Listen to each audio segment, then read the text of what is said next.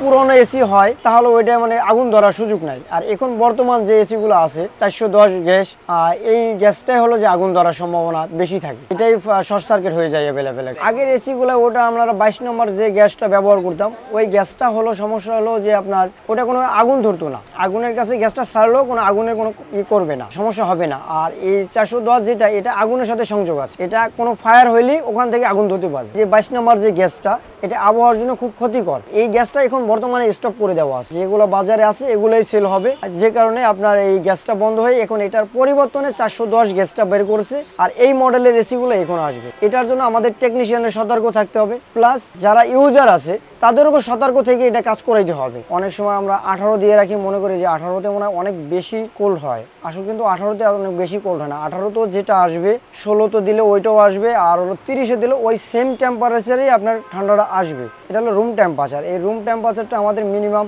25-26 থাকলেই এনাফ। যে কোনো একটা মেশিন দেখা যাচ্ছে 1 ঘন্টা 2 ঘন্টা লোড নিতে পারবে। যখন আপনি 18তে দিবেন তখন ওটা একটানা 6 ঘন্টা বা 5 ঘন্টা চলবে, তখন যে একটা প্রবলেম শো করবে, তখন ওভারহিট হয়ে দেখা যাচ্ছে কম্প্রেসার অফ হয়ে যাবে, আপনার ঠান্ডা হবে না, ক্যাপাসিটার বাস্ট হয়ে যাবে, আবার তার পুড়ে যাবে। তারপরে হলো যে আপনার সুইচগুলো যদি একটু হালকা লুজ কানেকশন থাকে, তখন সুইচগুলো স্পার্ক করে সুইচগুলো পুড়ে যাবে।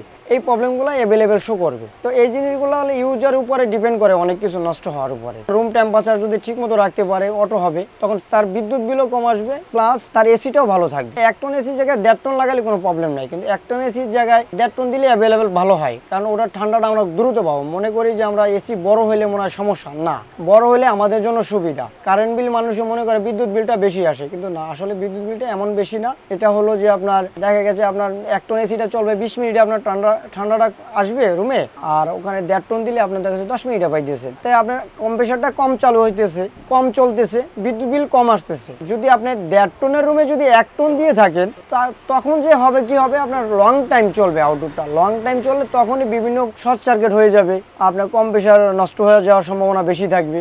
আর বিশেষ করে প্রতিটা এসি আমরা সার্ভিস প্রতি বছর একবার মাস্টার সার্ভিসিং করতে হবে, এটা কনফার্ম, এটা করতে হবে। আউটডোর প্লাস ইনডোর দুইটাই সার্ভিসিং করে রাখা মানে হলো আমার এসির মানে লাইফ টেম্পারটা বেশি থাকবে, ওটা সহজে নষ্ট হবে না। বাস্ট হয় দেখা আছে আপনার 2 বছর 3 বছর 5 বছর হয়ে যায়, এমন মানুষ আছে আউটডোর সার্ভিসিং করে না, প্লাস ইনডোরের খালি ফিল্টারটা তারা নিজেরা পরিষ্কার করে, কাভার পরিষ্কার করলেই মনে করে যে ঠান্ডা হয়ে গেছে, কিন্তু না, এটা ভিতরে একটা লেয়ার আছে আপনার চেম্বার বলে, ওই চেম্বার ইউনিটের ভিতরে এমন পর্যায়ে মনে করেন ভিতরে আপনার ময়লাটা ঢুকে থাকে, তখন ওইটা আপনার ওয়াশ না করা পর্যন্ত ওটা 100% ঠান্ডা দিতে পারবে না, তখন আপনার বিদ্যুৎ বিল অনেক বেশি আসবে। এই জন্য প্রতি বছর সার্ভিসটা দিতে হবে। আর না দিলে তখন যে মানে এটা ওভারলোড হয়ে মনে করেন দেখা যাচ্ছে আপনার 1 ঘন্টা জায়গায় 4 ঘন্টা লাগতেছে আপনার রুম কভার করতে, ওই মুহূর্তগুলো আপনার যে এসিগুলো লিক হয়ে যায়, ক্যাপাসিটার বাস্ট হয়ে যায়, কম্প্রেসারের টার্মিনাল আছে, যে টার্মিনাল বলতে এটা যে ওখানে যে জ্যাকটা আছে কম্প্রেসারটা রান করে, ওই টার্মিনালের ওই যে স্পেসটা ফুটে যায়, ফুটে গেলে তখন ভিতরে তেলগুলা সরে যায়, তখন মানে একটা